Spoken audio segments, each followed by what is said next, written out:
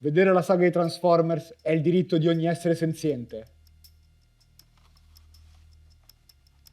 Così direbbe Optimus Prime. Ciao ragazzi e bentrovati su Wikos. Oggi parliamo di una saga cinematografica per me molto importante, Transformers. Dico questo perché sono uno di quegli spettatori che vedeva il cartone animato da piccolo e giocava con i Transformers da bambino. Quindi la saga di Transformers fa parte di me stesso.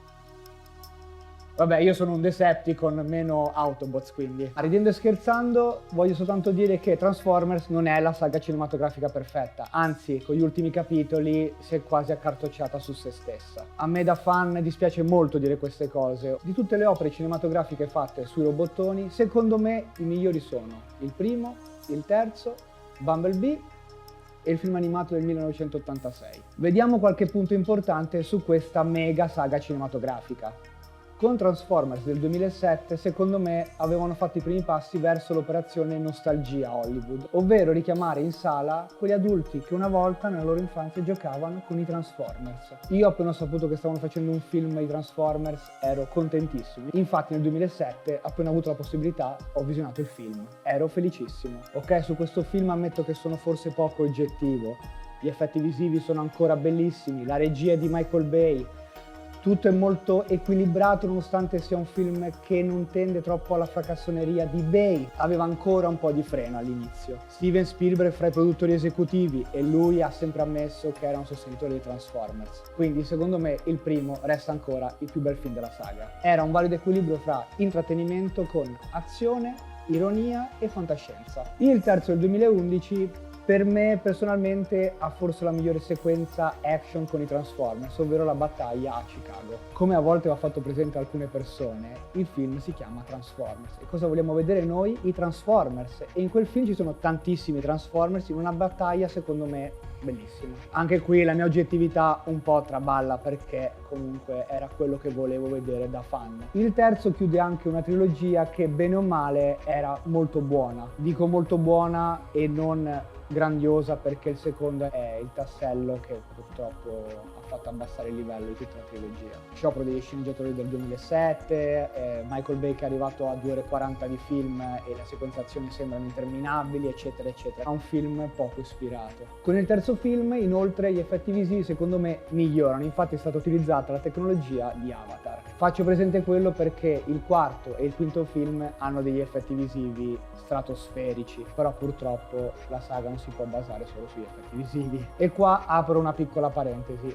Ora, oggettivamente, nel mondo cinematografico, la saga di Transformers ha tra i migliori effetti speciali mai fatti. Se li vediamo ancora adesso, quelli del 2007 e quelli del secondo capitolo non sono invecchiati molto come film. Soprattutto perché con gli effetti visivi utilizzati i Transformers sembrano lì, sembrano in scena e grazie al doppiaggio i Transformers recitano come degli attori. E anche lì ogni volta che li vedevo al cinema ero contentissimo perché sembravano davvero sulla location. La intro di prima con Optimus Prime, sì, voleva far ridere, però Optimus Prime ormai è un leader che tutti conosciamo grazie al livello tecnico di questa saga. Ma purtroppo arriviamo poi al quarto capitolo, l'era dell'estinzione. Quello che mi dispiace un po' del quarto capitolo è che aveva tante belle idee, molte basi e un'ottima costruzione di alcune situazioni che però a un certo punto vanno a perdersi sempre nel bombardamento degli ultimi 30-40 minuti. Però onestamente a livello di sceneggiatura era uno dei 3 migliori film della saga. E così arriviamo al capitolo che ha devastato la saga. Transformers, l'ultimo cavaliere, il disastro totale al botteghino. Ma perché? Tecnicamente è elevatissimo come film, infatti visivamente diverte ancora e può intrattenere per quelle 2 ore e 40, però ci sono dei problemi di sceneggiatura. E io ragazzi al cinema mi sono divertito a vedere quel film, però eravamo 4 gatti. Ero fiducioso che la saga facesse ancora incassi come una volta e invece il quinto è stato un autodistruggersi. Secondo me perché la saga è stata gestita un po' maluccio. Tantissima roba da mettere in un film, poi il film esplode. Le sequenze medievali all'inizio del film, secondo me, sono strepitose. Hanno riscritto la storia di Re Artù. Ho detto riscrive, giustamente come consigliato da Liu Kripa, non mette niente di nuovo nel mondo di Re Artù. È bello da vedere nel lato tecnico. Solo Merlino, che in realtà non è un mago, ma che la... Quello che controlla i Transformers. Sì, quello che prende sfrutta i Transformers. Sì, li sfrutta nelle battaglie. Avete Si sentito? capisce che cazzo serve Stone Angel? La funzione di Stone Angel? La aprono e diventa... No, il portale per chiamare Cybertron. Ecco, quindi la situazione è abbastanza chiara. Grande spettacolo, però problemi di storia. E poi una cosa in generale su tutta la saga dei Transformers. L'80% delle volte i cattivoni vogliono far arrivare Cybertron davanti alla Terra e farli andare in collisione.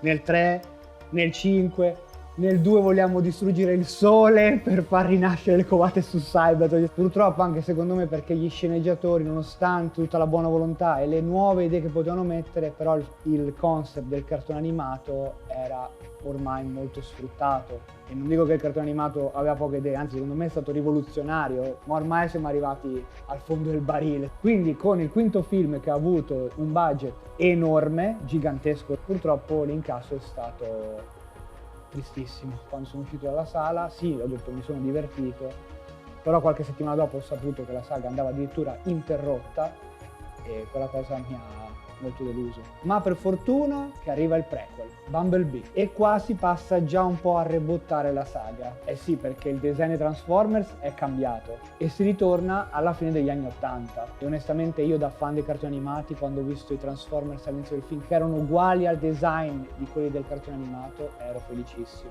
Nulla da dire sul design dei Transformers vecchi, perché comunque quando si trasporta questo prodotto al cinema bisogna fare dei cambiamenti estetici. Inoltre Bumblebee aveva una regia un po' più equilibrata e tranquilla, un montaggio meno forsennato e meno caciara. Anche se fra tutte le trame diciamo che quella un po' più basica è quella di Bumblebee. E così arriviamo ora a giugno 2023 con Rise of the Beast. La cosa che ho apprezzato vedendo già il trailer è che c'è l'idea del sesto film che doveva dirigere forse Michael Bay, ovvero quella di Unicron. Per chi conosce i cartoni animati sa l'importanza di Unicron come villain. E qui ci colleghiamo al film animato del 1986, un'opera che ho visto varie volte ed è invecchiata molto bene. Sì, è un film d'animazione più che altro per i fan della saga. Se non avete visto i cartoni animati, quel film ve lo godete davvero poco, perché era un mega episodio di quasi 90 minuti che si incastrava nella serie. E inoltre per un bambino come me, quel cartone animato portava dei cambiamenti significativi nella saga animata. Optimus Prime muore,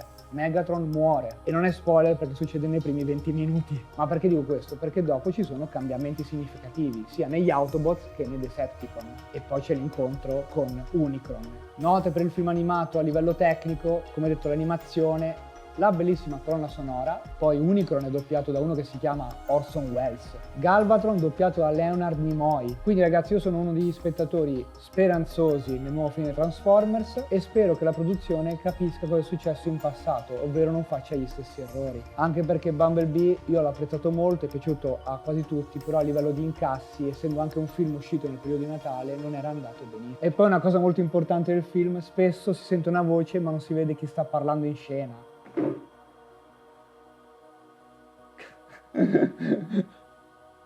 Beh ragazzi, spero che il video vi sia piaciuto, vi abbia intrattenuto con i robottoni della Hasbro. Io sono John Mira, condividete il video, mettete mi piace e al prossimo video che magari sarà un altro speciale di Wikos.